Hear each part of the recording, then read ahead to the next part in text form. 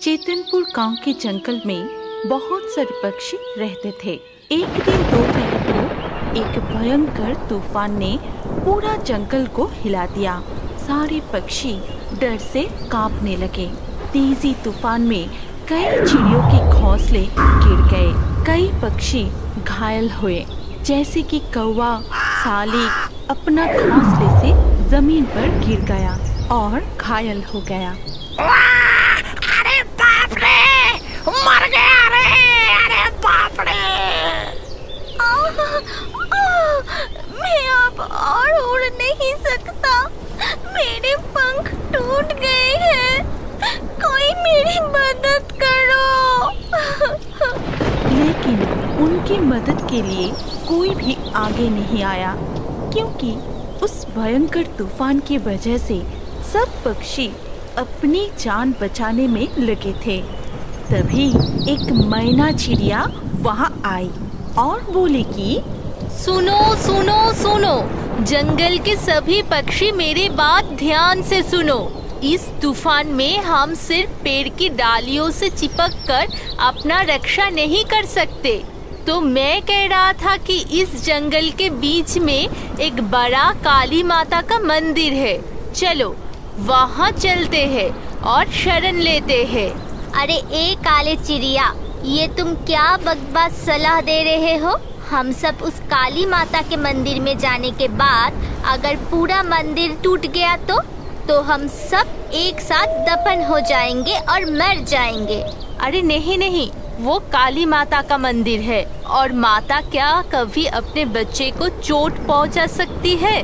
तभी टुनिया कहती है, तुम सही कह रहे हो मैना, चलो सब वहाँ चलते हैं और माता से दुआ करते हैं कि ऐसा तूफान रुक जाए। तभी सभी पक्षी बड़ी मुश्किल से उड़ते हुए मंदिर में जाके पहुँचे।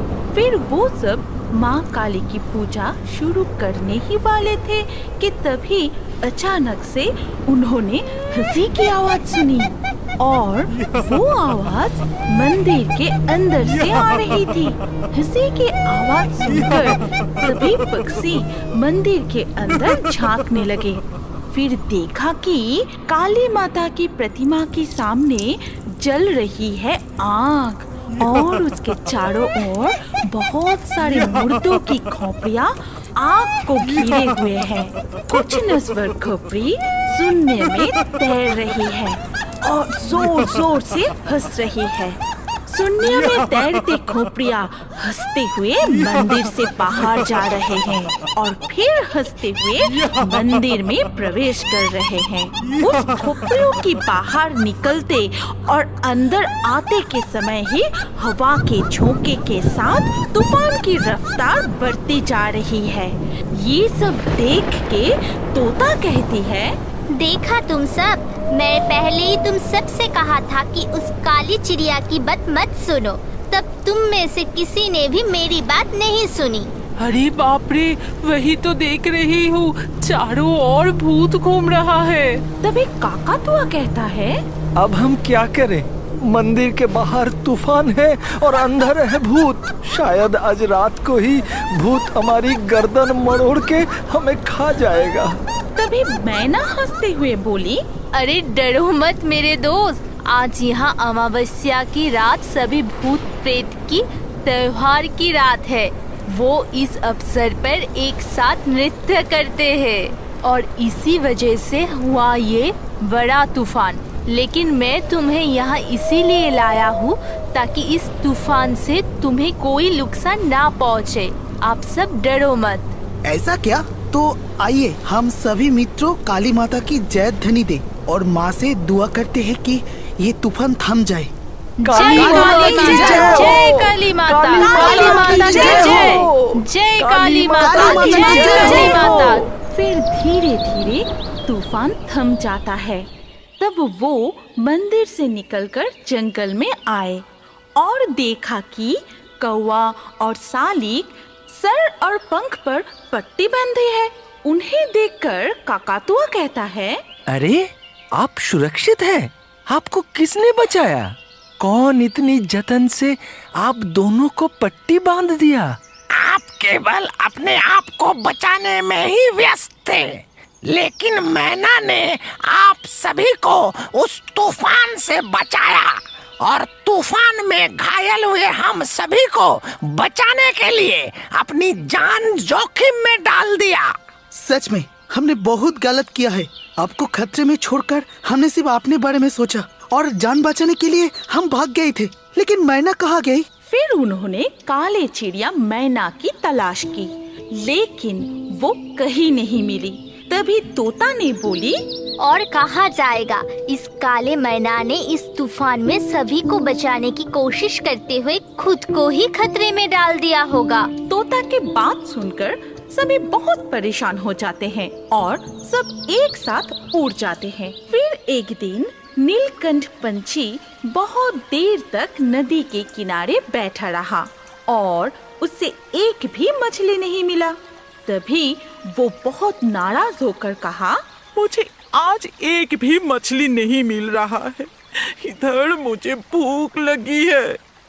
इस तरह बैठना असंभव है। मैं जाके पेड़ की छांव के नीचे बैठता हूँ। देख रहा हूँ कि आज मुझे खाली पेट ही रहना पड़ेगा। तभी मैना वहाँ आती है और कहती है, अरे भाई नीलकांत, इतना अधीर होने से काम नहीं बनता। जिसमें आप अभी तक सफल नहीं हुआ है, उस काम को छोड़कर बिना परिश्रम किए आप आराम करना चाहते हैं। ये तो सही नहीं है। इस तरफ से नहीं हो रहा है तो दूसरी तरफ से देखो, वही दूसरी ओर से आप सफल हो सकते हैं। तुम सही कह रही हो मैना। सच में अब मुझे अपना भोजन जुगाड़ करने के लिए कड़ी मेहनत करनी चाहिए। इस तरह से ना हो तो दूसरा तरीका आजमाना चाहिए। तुम्हें बहुत बहुत धन्यवाद मैना। इसके बाद नीलकंठ उस ओर से उड़कर दूसरी ओर चली गई। फिर कुछ देर बैठने के बाद उसे एक बड़ा सा मछली मिली। तब वो पेट भर के खाना खाई। फिर वो खुशी से आराम करने चला जाता है। इसके बाद एक दिन सुबह तोता बहुत अच्छे से तैयार होके कहीं जा रही थी और उसी रास्ते में बॉबी गीद, बाज और माइकल उल्लू तट के पेड़ पे बैठे हुए थे। वो तीनों तोता को देखते ही कहते हैं कि अरे तोता सुंदरी, कहाँ जा रही हो इतना बन धान के? इधर मेरे पास आओ ना, कुछ देर बैठ जाओ और थोड़ी बातें करते हैं। अरे हमें एक गाना गा के तो सुनाओ। छी, तुम बहुत बुरे हो। मेरे पास समय नहीं है, मुझे जाने दो। ऐसा क्या? तो फिर ठीक है, तुम्हारे साथ हम भी चलेंगे। ये कह के उल्लू तोता के गले से हार निकलकर खुद पहन लेता है। वो देख के गीद और बाज जोर जोर से हंसने लगता है। तभी उधर मैना आती है और कहती है, तुम सब ये क्या कर रहे हो? जाने दो तोता को, और ये मेरा आदेश है। अरे तू कौन है रे काला पंछी? जा यहाँ से। और हम तेरे आदेश क्यों मानेंगे? चल, तू भी हमारे साथ घूमने चल। ये कह के बॉबी गीद मैना के हाथ पकड़ लेता है। फिर मैना गुस्से से कहती है, मेरे आदेश नहीं मानोगे तो फिर देख अभी। ऐसा कहकर मैना एक पराक्रमी नागिनी का रूप धारण कर लेती है। ये देखकर बाज, उल्लू और गीद डर जाता है। उसके बाद नागिनी ने गुस्से से आवाज निकलते हुए उनका पीछा करते हैं। अरे बाप रे, नागिन हमें खा लेगी, भागो भागो भागो। उसके बाद नागिनी भी गायब हो गई और उड़ती हुई आती है मरी हुई कुछ खोपड़ियाँ। फिर उस खोपड़ियों ने तीनों को घेर लिया। ये देखकर बॉबी गीद, बल्लरबाज और माइकल उल्लू बहुत डर जाता है। तभी बॉबी गीद कहता है, ये सब क्या हो रहा है भाई? मुझे तो कुछ समझ में नहीं आ रहा है। अरे ये ऐसा करके हम लोगों को क्यों डरा रहा है? ये कौन सा नागिन है? अरे बाप रे, मुझे लगता है भूत या फिर कोई अलग सा शक्ति होगा। फिर एक हंसी की आवाज आती है। दिखाई देता है माँ काली का रूप। माता ने बोली, हे मूर्ख पापियों, मैं एक सांसारिक ऊर्जा के विभिन्न रूप हूँ। जब कोई मुझे बुलाता है तो मैं उनके पास जाती हूँ उसी रूप में जैसे वो मुझे देखना चाहते हैं। हम अच्छे कर्म करने वाले को अच्छे इनाम देते हैं और गलत काम करने वाले को अवसर देते हैं, लेकिन अन्याय करने वाले को सजा देते हैं।